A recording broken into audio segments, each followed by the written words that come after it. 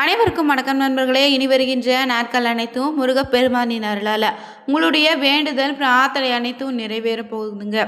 அதனால தான் இந்த ஒரு பதிவு பற்றினா உங்களுடைய கண்களுக்கு தென்பட்டுருக்கு. நம்ம வீட்டில் மகிழ்ச்சியும் சந்தோஷத்தையும் ஏற்படுத்தி தரக்கூடிய ஒரு இடம்னா அது பூஜை அறைங்க. இந்த பூஜை அறையில் தினமும் இந்த ஒரு திரி போட்டு தீபம் ஏற்றினாலே போதும், வீட்டுக்குள்ளே பணம் வர எந்த தடையும் இருக்காது. வற்றாத செல்வம் உங்கள் வீட்டில் எப்போதுமே இருந்துகிட்ருக்கோம். அப்படிப்பட்ட ஒரு வழிபாட்டு முறை என்னன்னு தெரிஞ்சுக்கொள்ள இந்த ஒரு பதிவை கடைசி வரைக்கும் ஸ்கிப் பண்ணாமல் பாருங்கள். மேலும் நீங்கள் புதியவராக இருந்தீங்கன்னா மறக்காமல் சேனலை சப்ஸ்கிரைப் பண்ணிவிட்டு கூடவே இருக்க பெல் பட்டனை கிளிக் பண்ணிக்கோங்க. தனிப்பட்ட முறையில் உங்கள் ஜாதக ரீதியாக இருக்கக்கூடிய பிரச்சனைக்கு சரியான ஒரு பரிகாரத்தை பெற்றுக்கொள்ள வீடியோவில் பார்த்தீங்கன்னா டிஸ்கிரிப்ஷன் கீழே நம்பர் கொடுத்துருக்கோம். அந்த நம்பருக்கு நீங்கள் கால் பண்ணி தெரிஞ்சுக்கலாம். வாங்க நண்பர்களே, வீடியோக்குள்ளே போகலாம். ஒரு கிணத்துல தண்ணீர் ஊற்றெடுப்பது போல் எப்போதுமே உங்களுடைய வீட்டில் சந்தோஷமோ லட்சுமி கடாட்சமோ வளமோ வற்றாமல் இருக்க அதிகரித்து கொண்டே இருக்க வேணும்னு நினச்சிங்கன்னா உங்கள் வீட்டில் தினசரி பற்றினா பூஜை அறியலாம். சரிங்க, நீங்கள் எந்தெந்த விஷயத்தை கடைபிடிக்க வேணும்னு சில ஆன்மீக ரீதியான தகவலை தான் இந்த பதிவில் நம்ம பார்க்க இருக்கோம். அதன்படி பார்த்திங்கன்னா உங்களுக்கு வரக்கூடிய விஷயங்களை நீங்கள் தொடர்ந்து பின்பற்றி வந்தாலே போதும், உங்கள் வீட்டில் இருக்கக்கூடிய வறுமை நிலை நீங்கி நிலைவாசலில் காலடி எடுத்து வைக்காதே. வீட்டில் இருக்கக்கூடிய லட்சுமி கடாட்சம் வீட்டை விட்டு வெளியிலும் போகாமல் இருக்குங்க. அதுக்கு என்ன செய்யலான்னு பார்த்தீங்கன்னா உங்கள் வீட்டில் தினந்தோறும் பூஜையில் தீபம் ஏற்றி வழிபடுங்க. இப்படி தீபம் ஏற்றி வழிபட்டாலே இருள் சூழ்வதற்கு எந்த ஒரு வாய்ப்பும் கிடையாது. குறிப்பாக மகாலட்சுமி அம்சம் கொண்ட பெண்கள் தினந்தோறும் நீங்கள் வீட்டு பூஜையில் தீபம் ஏற்றி வழிபடுங்க. காலை இல்லைனா மாலைன்னு 2 வேளை ஏற்றினாலும் சரிங்க. முடியாதவங்க மாலை 1 மணி நேரமாவது கட்டாயம் உங்கள் வீட்டில் தீபம் ஏற்றி வழிபட தொடங்கிடுங்க. குறிப்பாக ஒரு சிறிய மண் அகல் விளக்கை எடுத்துட்டு அதில் பார்த்தீங்கன்னா தேங்காய் எண்ணெய் ஊற்றிக்கோங்க. அந்த எண்ணெயில் 2 கிராம்பு போட்டு தாமரை தண்டு திரி போட்டு தீபம் ஏற்றி பூஜை அறையில் வைத்தாலே போதும், உங்கள் வீட்டுக்கு பண வரவிற்கு எந்த ஒரு தடையும் இருக்காது. அதே போல் ஒரே ஒரு நாள் இந்த தீபத்தை பூஜை அறையில் ஏற்றி வச்சுட்டு பலனே எதிர்பார்க்காதீங்க, நிச்சயம் அது நடக்காது. குறைந்தது 3 மாதம் தொடர்ந்து பார்த்தீங்கன்னா இந்த ஒரு தீபத்தை உங்கள் வீட்டு பூஜை அறையில் ஏற்றி வந்தாலே நிச்சயம் நல்லதொரு பலன் உங்களை தேடி வருங்க. அதற்கு பின்னாடி இந்த தீபம் ஏற்றுவதை நிறுத்துக்காதீங்க. தினமும் இந்த தீபம் ஏற்றக்கூடிய பழக்கத்தை பின்பற்றி வாங்க. உங்கள் வீட்டில் எதிர்காலத்திலும் உங்களுக்கு அடுத்தடுத்து வரக்கூடிய வம்சமோ பணத்துக்கு கஷ்டப்படாமல் இருக்க இந்த ஒரு தீபம் சிறப்பான பலனை தருங்க. மேலும் பூஜையில் நீங்கள் தீபம் ஏற்றுவதற்காக வாங்கக்கூடிய இந்த தேங்காய் எண்ணெய் பார்த்திங்கன்னா மரச்சக்கு தேங்காய் எண்ணெயாக பார்த்து வாங்கிக்கோங்க. இந்த தீபம் கிழக்கு நோக்கி தான் ஏற்றி வழிபடணும். இப்படி இல்லைன்னா வடக்கு நோக்கி இந்த தீபத்தை ஏற்றுவது நல்லதுங்க. உங்கள் வீட்டில் மண் அகல் விளக்கு இருந்தால் அந்த விளக்கில் இந்த தீபத்தை ஏற்றுங்க. அப்படி இல்லைன்னா ஜோதி வடிவத்தில் விளக்கு இருக்குல்ல, அதாவது நடுவில் திரி போட்டு ஏற்றக்கூடிய தீபம் இருக்குல்ல, அது இருந்தால் அந்த விளக்கில் இந்த தீபத்தை ஏற்றி வழிபடுங்க. மேலும் காமாட்சம்மன் விளக்கு, குத்து விளக்கு இவைகளில் தேங்காய் எண்ணெய் ஊற்றி தீபம் ஏற்றக்கூடாதுன்னு சொல்லுவாங்க. ஆனால் காமாட்சியம்மன் விளக்கிலும் குத்து விளக்கிலும் நல்லெண்ணெய் ஊற்றி தான் தீபம் ஏற்றணுங்க. பிறகு காமாட்சியம்மன் விளக்கில் தேவைப்பட்டால் நீங்கள் நெய் ஊற்றி தீபம் ஏற்றி தினந்தோறும் வழிபடலாம். இதற்கும் சிறப்பான பலன் உண்டுங்க. பொதுவாகவே பார்த்தீங்கன்னா தினசரி காலை மாலைன்னு 2 வேளையும் வீட்டு பூஜை அறையில் இறை வழிபாடு மேற்கொள்ள வேண்டும்னு சாஸ்திரங்களை சொல்லியிருக்காங்க. கோவிலுக்கு சென்று வழிபடுவதாக இருந்தாலும் சரிங்க, வீட்டிலே நீங்கள் வழிபாடு செய்வதாக இருந்தாலும் சில வரைமுறைகள் இருக்குது. அந்த வரைமுறைப்படி நம்முடைய வழிபாட்டினை மேற்கொண்டாலே அதற்கான முழு பலனும் நிச்சயம் நமக்கு கிடைத்திடுங்க.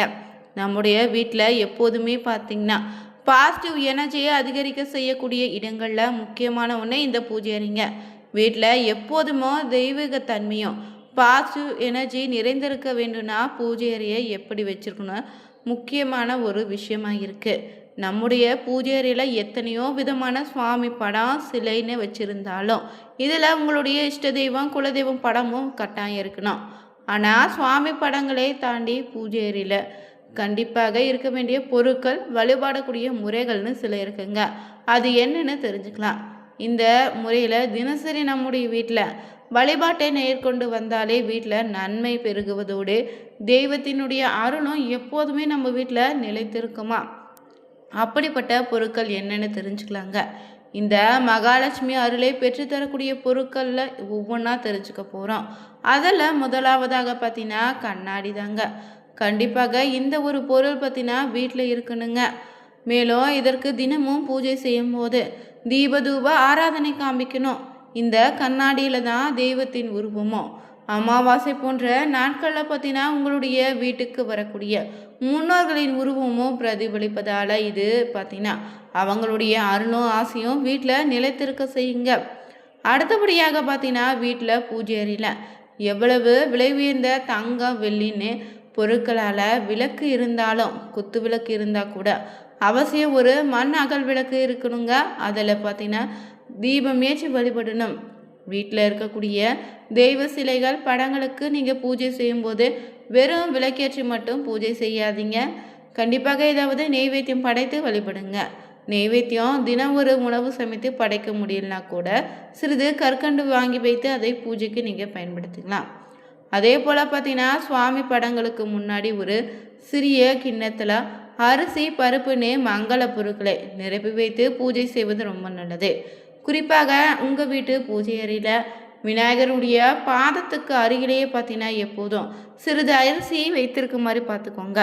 இதனால் வீட்டில் எப்போதுமே உணவு பற்றாக்குறை வறுமைன்னு ஏற்படாமல் இருக்கும். இதை பூஜை செய்யும்போது கண்டிப்பாக இருக்க வேண்டுங்க. மற்றொரு பொருள் என்னன்னா தண்ணீர் தாங்க. தண்ணீர் இல்லாமல் ஒருபோதும் பூஜை செய்யாதீங்க. பூஜை அறையில் எப்போதுமே பார்த்தீங்கன்னா பஞ்ச பாத்திரத்தில் காலியாக வைக்கக்கூடாதுன்னு சொல்லுவாங்க. சிறிது தண்ணீரும் அதில் 1-2 துளசி இலையிலனா ஏதாவது ஒரு மலர் போட்டு வைத்து நீங்கள் வழிபடுங்க. பொதுவாகவே நம்முடைய பூஜை அறை சரியாக அமைந்தாலே நமக்கு நேர்மறை ஆற்றல் அதிகரிக்குங்க. அந்த வகையில் வாஸ்து சாஸ்திரத்தங்களை பூஜை அறையில் என்னென்ன பொருட்களை எப்படி பயன்படுத்தலான்னு சொல்லியிருக்காங்க. வீட்டு பூஜை அறையில் கற்பூர தீபத்தை நாம் கைகளால் அணைப்பதை விட தானே குளிர்ந்து விடுவது ரொம்ப நல்லது. அதே போல் ஏற்றிய விளக்கு சுடரில் இருந்து கற்பூரத்தை ஊதுபத்தியோ ஏற்றக்கூடாது. தீபம் ஏற்றும் போது பிறர் ஏந்திய விளக்கின் மூலம் நம்முடைய விளக்கை ஏற்றுவது தீப்பெட்டி கொண்டு தான் தீபம் ஏற்றுவது நல்லது.